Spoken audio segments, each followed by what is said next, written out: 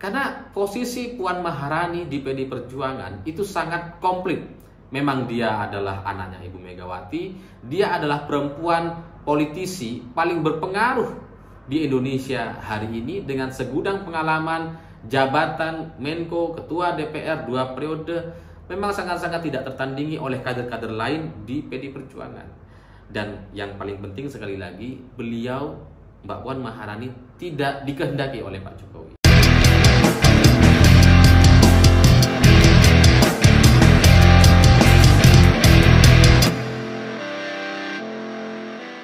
Selamat malam semuanya. Setelah Hasto Kristianto atau Sekjen PDI Perjuangan ditetapkan sebagai tersangka, sampai sekarang respon dari PDI Perjuangan bisa dibilang sangat-sangat minim sekali. Karena nggak ada bahasan sama sekali terkait siapa yang nantinya akan mengganti posisi Sekjen PDI Perjuangan. Padahal itu sangat-sangat penting sekali, karena dengan posisi Pak Hasto sebagai tersangka hari ini, itu posisinya menjadi sangat-sangat berisiko. Karena sebagai tersangka, beliau bisa kapanpun ditangkap oleh KPK atau dipanggil oleh KPK. Dan kalau itu kemudian terjadi kepada Pak Hasto, terjadi penangkapan secara tiba-tiba, itu nantinya mungkin bisa mengganggu aktivitas dari PDI Perjuangan, kegiatan dari Partai PDI Perjuangan. Sehingga dengan tidak adanya respon hari ini atau komentar atau usulan atau bahasan terkait siapa sekjen selanjutnya, itu nampaknya membuat situasi di PDI Perjuangan sendiri menjadi sangat-sangat rumit sekali. Jadi semakin lama ini dibiarkan atau berhari-hari setelah sekjen PDI Perjuangan ditetapkan sebagai tersangka, maka resikonya itu semakin naik.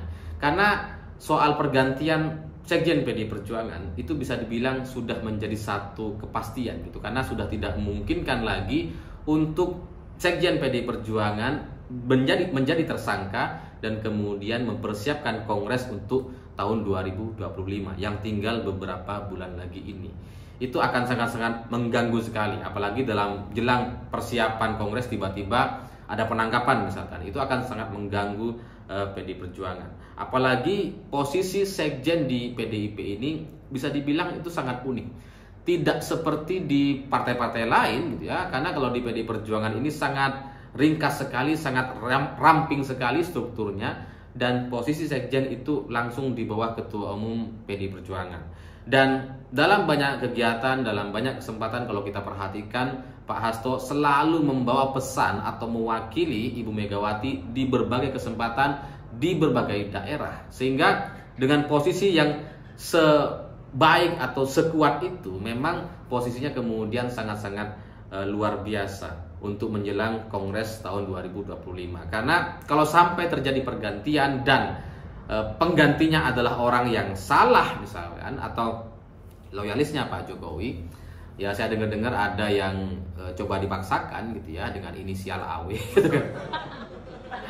Kalau dia tiba-tiba jadi sekjen, itu mungkin akan sangat-sangat berisiko kepada kursi Ketua Umum PDI Perjuangan. Karena bagaimanapun kita harus sangat waspada dengan Pak Jokowi dan keluarga. Karena kita harus ingat, sampai sekarang Pak Jokowi dan Gibran atau keluarganya itu belum punya partai secara resmi. Pak Jokowi belum masuk Golkar, belum masuk PAN dan sebagainya. Kalau Pak Jokowi sudah masuk ke salah satu partai, ya kita bisa santai saja gitu, kita bisa tenang. PDI Perjuangan akan tetap jalan dengan jalur yang sudah dipilihnya.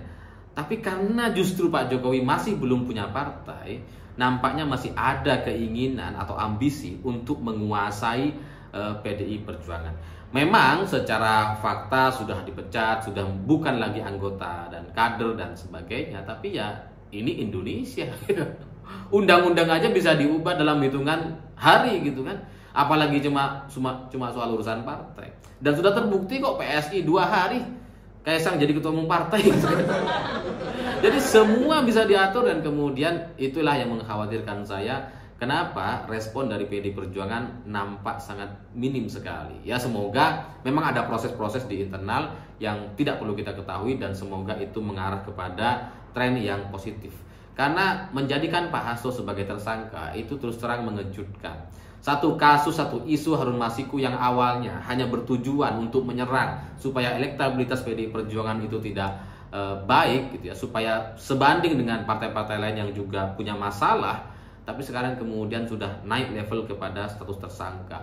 Dan ini nampaknya yang ditarget bukan lagi Sekjen PDI Perjuangan saja, tapi adalah Ketua Umum Partai PDI Perjuangan. Karena kalau tujuannya hanya mengganti Sekjen, ya tinggal nunggu beberapa bulan lagi kok gitu ya. April pasti akan ada pergantian Sekjen, karena Pak Hasto juga sudah terlalu lama menjadi Sekjen PDI Perjuangan. Pasti akan diganti. Kalau tujuannya mengganti Sekjen, ya tinggal nunggu Kongres. Tapi kalau Sekjen kemudian ditetapkan sebagai tersangka dan harus ada pengganti sebelum Kongres 2025, nampaknya tujuan atau target dari pihak-pihak luar PDI Perjuangan adalah untuk menguasai atau ya mengendalikan PDI Perjuangan. Ya syukur-syukur kalau bisa menjadi ketua partai gitu ya, dengan segala keajaiban dan keliarannya gitu. Karena kalau sekarang kita melihat ketika bagaimana KPK tiba-tiba menetapkan Pak Hasto sebagai tersangka, dan setelah itu berbicara soal kemungkinan Ibu Mega untuk dipanggil oleh KPK, kan sudah sangat jelas sekali tanda-tandanya bahwa KPK sudah sedemikian liarnya, dan kemudian setelah itu kita bisa melihat bahwa logikanya itu nggak jalan gitu. Ya karena dengan menetapkan Hasto sebagai tersangka saja itu ya udah nggak jalan. Lawang ini soal Harun Masiku dengan komisioner KPU, kok tiba-tiba yang tersangka adalah Hasto Kristianto, tiba-tiba mau memanggil Ibu Megawati. Dan ditambah dengan fakta-fakta atau berita sebelum ini di mana muncul spanduk-spanduk di Jakarta dan Bogor selama beberapa kali yang kita lihat ada tulisan Ibu Megawati ketua ilegal ya, PDI Perjuangan ilegal dan sebagainya. Itu kan memang menunjukkan bahwa arah dari semua politisasi ini memang menuju kepada kursi ketua umum partai. Rasanya ada beberapa pihak yang ingin menguasai atau menggantikan posisi Ibu Megawati, dan mereka sebenarnya tidak punya hak untuk itu. Ya tapi ya namanya Indonesia, sekali lagi semua aturan, semua hukum itu ya bisa diatur gitu.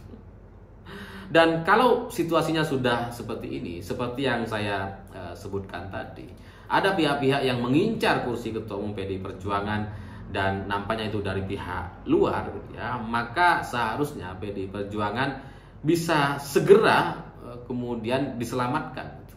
Supaya apa? Supaya tidak ada lagi drama seperti PKB dengan NU, terus kemudian Demokrat dengan Muldoko. Kan itu yang terjadi di eranya Pak Jokowi. Dan PDI Perjuangan nampaknya akan memasuki fase itu kalau kemudian tidak ada respon yang sangat cepat untuk segera mengamankan PDI Perjuangan. Jangan-jangan nanti ada drama-drama Muldoko Demokrat atau NU dengan PKB seperti yang sebelumnya. Dan kalau ini sudah seperti ini, sudah Pak Hasto sudah posisinya sangat-sangat berisiko dan kapanpun bisa dipanggil atau ditangkap, dan kemudian posisi PDI Perjuangan coba dipreteli dengan sedemikian rupa, maka seharusnya mungkin ya, ini saya juga nggak terlalu yakin, tapi nampaknya Kongres yang rencananya akan diselenggarakan bulan April 2025 nanti atau 4 bulan lagi mungkin bisa dipercepat supaya pihak lawan tidak punya waktu untuk mempersiapkan atau melancarkan agenda-agendanya. Dan posisi ketua umum partai PDI Perjuangan yang paling pas menurut saya adalah Ibu Puan Maharani. Karena sebelumnya Ibu Mega juga sudah bilang bahwa kepada Mbak Puan, gantianlah kamu yang jadi ketua partai, biar saya yang jadi ketua DPR gitu. Sudah pernah disampaikan sama Ibu Megawati. Dan Mbak Puan Maharani juga adalah seorang perempuan yang secara politik paling berpengaruh hari ini di Indonesia, di tengah dominasi para pria yang menjadi ketua umum partai di semua partai kecuali PDI Perjuangan. Sehingga faktor perempuan, faktor kode-kode dari Ibu Megawati, dan perjalanan panjang Mbak Puan dari kader sampai sekarang menjadi ketua DPR, pernah menjadi Menko dan sebagainya, itu kemudian nampaknya sangat pantas sekali untuk menjadi ketua umum PDI Perjuangan selanjutnya. Tapi yang paling penting kenapa saya mendukung Mbak Puan menjadi ketua umum partai, karena Mbak Puan sangat-sangat tidak dikehendaki oleh Pak Jokowi. Karena saya menjadi bagian dari orang yang tahun 2022 lalu diberikan arahan oleh Presiden di dalam istana untuk menjegal atau menghentikan langkah Mbak Puan Maharani supaya tidak maju di Pilpres 2024 lalu, dan itu terjadi. ketika semua teman-teman saya kelompok relawan kemudian menghajar Mbak Puan Maharani, saya memilih untuk membelanya karena nggak ada yang bela sama sekali waktu itu.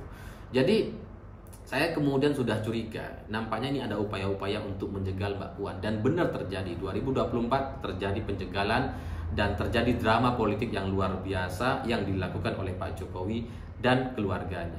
Dan karena faktor tadi, karena Mbak Puan ini sangat ditakuti atau sangat tidak diinginkan oleh Pak Jokowi untuk menjadi tokoh atau muncul sebagai capres, cawapres atau menjadi ketua umum PDI Perjuangan, maka saya mendukung Mbak Puan sebagai ketua umum partai PDI Perjuangan. Ya karena memang ya siapa lagi?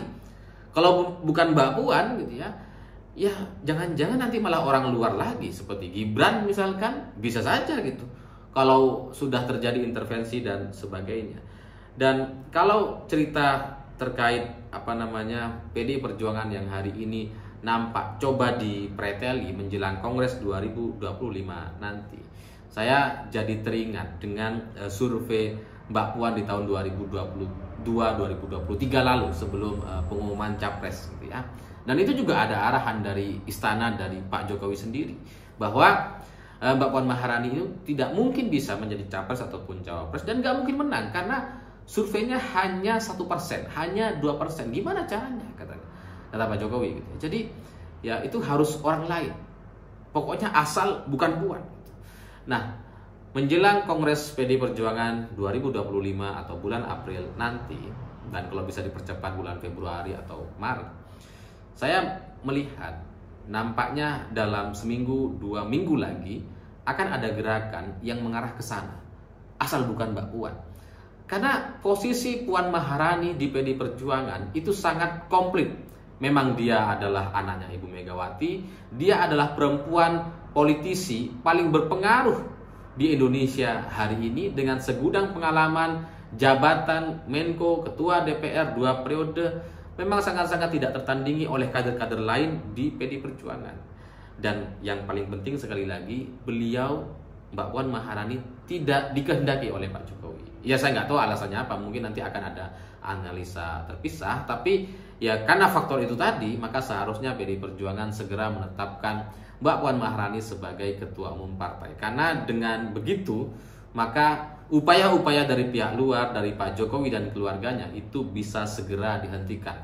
Setelah Mbak Puan Maharani menjadi ketua umum partai, maka semuanya dengan mudah bisa dikendalikan. Tidak seperti sekarang yang masih bisa ada peluang untuk kemudian terjadi pergantian-pergantian secara mendadak. Apalagi sekitar 3 bulan yang lalu saya mendengar ada upaya-upaya untuk mengganti Sekjen PDI Perjuangan sebelum ditetapkan sebagai tersangka, dan ada orang Jokowi yang kemudian coba dipaksakan untuk masuk dan sudah mulai merengsek masuk dengan inisial AW yang beberapa waktu lalu diserang dengan cerita atau isu gosip yang punya simpanan waria.